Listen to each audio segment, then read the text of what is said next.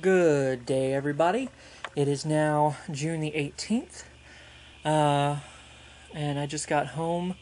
We were going to go see our friend Mark, Sarah, and I were going to go see our friend Matt in the hospital at St. Luke's because this man angers me. This man angers me so much because it took me and one of the managers strong-arming him the other night to get him to leave in the first place. When I could tell he was having trouble breathing, and he was like, "Oh no, I'm all right," whatever. I was like, "If you need to go sit down, And he, after a few minutes, he was like, "Well, I'm gonna go see if I can go to the hospital," And he was gone for a little bit, and then I saw him down at the end of aisle 7.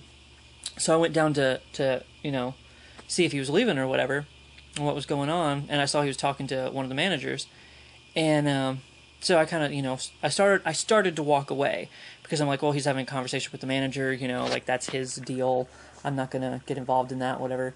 And then I heard him talking about stocking freight or something, or binning, and I walked up, I walked up there, I had my arms crossed, I was just standing there waiting for a break in the conversation, and as soon as there was one, I was like, "Matt, I'm very angry with you."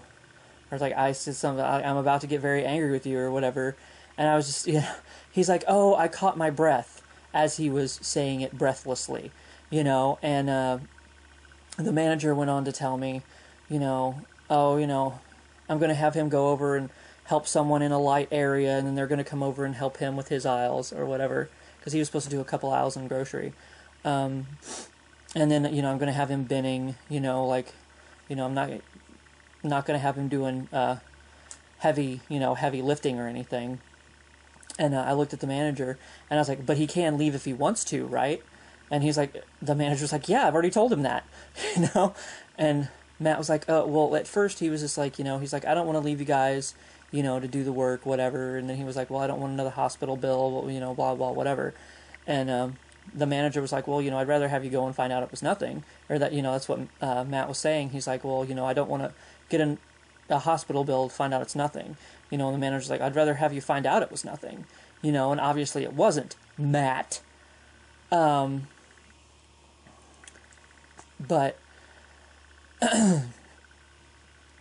eventually he was like, he kind of sat there and he was thinking about it, and, I told him, I'm like, "We're not going to be mad at you." I'm like, in fact, you're about to have this whole half side of the store mad at you for not leaving, And the manager was like, "Yeah, that's right, So we kind of strong-armed him into leaving and going and get checked out. His wife, Matt's wife, came and picked him up, and the manager stayed with him until she got there and everything. And, he went and got checked out and everything.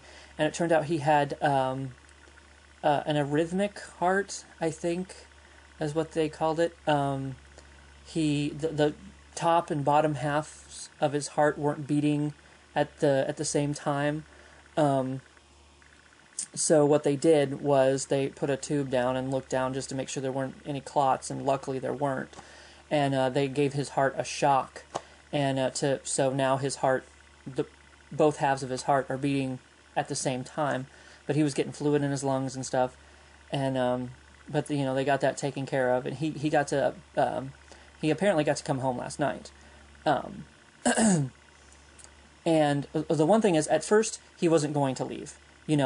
Like I said, it took a little bit of pressure to get him to even leave in the first place, and he was going to come back, apparently, So I was like, "Matt, stop it, take some, go take care of yourself." And when Mark was on the phone with them earlier today, he's apparently planning on coming back tomorrow night. Not tonight. You just got out of the hospital yesterday. You just got out of the hospital. God damn, Matt. Fuck. If I was in town, we're going to Boonville. But if I was in town Saturday night, I don't care if it's my day off. I would be going to that store, and I would be yelling at him. I might even do it at the 10 o'clock meeting. Oh shit, I have 5 minutes. So you're lucky, Matt. That's what I'm saying. You're never going to watch this vlog because you don't really get on the internet as far as I know. But You're lucky I'm not in town, buddy, because I would be walking my ass to Walmart and you'd be catching hell from me. You're about to get it from everybody Saturday night. You don't need it from me, but I would be there. I would be there to whoop your ass. Everybody's going to whoop your ass Saturday, Matt. You better keep it home. That's what I'm saying. You're never going to see this, but that's what I'm saying. Anyway, so he just angers me. I'm like, dude, seriously, you need to just take some time off, you know? Take care of yourself, you know? Because, like, not only are funerals expensive, but so, you know, like, the cost of your life is worth a hell of a lot more than, you know, some stupid paycheck, but whatever. So I'm kind of, I'm a little bit livid. Like, I'm planning on calling the store. I realized my cell phone won't work. I don't think my cell phone works, but, you know, I'll charge it to the room. Fuck it.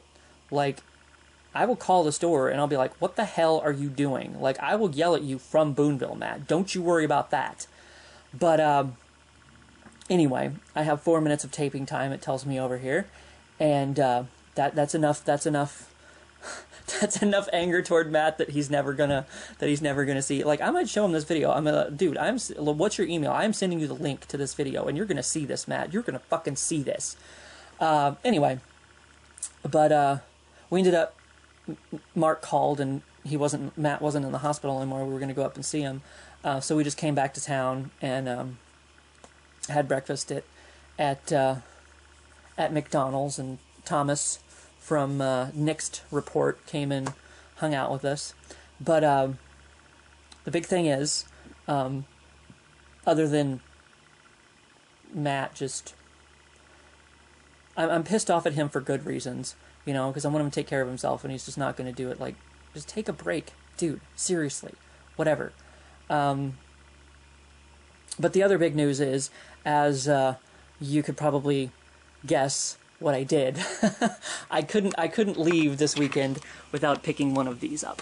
So I have my Xbox 360 arcade with Banjo-Kazooie, Nuts and Bolts, and Viva Pinata. And I found out, you know, that I just have to buy a hard drive. But right now I have those two games to play around with. Viva Pinata reminds me more of Harvest Moon than Animal Crossing, which means it's more work and less fun. But whatever, you know, I might give it a shot since it's on there. And also, since I had my $50 gift card, I was like, Mark was like, game money. I'm like, yes. So I went over and saw what games we had available in the $20 section, and I ended up with this Soul Calibur 4. Because Soul Calibur, you know, I played some of the Soul Calibur games before, and they were pretty awesome. And plus, it has Yoda. Hello, Yoda. Ooh. Ooh. I should have came up with a... I should have had something prepared for that, but it's blinking at me, you know. That doesn't sound right. I was going to go, whoop your ass, I will, but that doesn't sound right. That's not, you know, ass your whoop. Whoop, whoop. Whatever. So, I have this, but I don't have battery anymore, so bye, everybody. Just real quick, because as you know, my battery is about to die, but I just happened to get this in my email. From Amazon.com is now available, Death on Demand. Is that like the suicide booths in Futurama?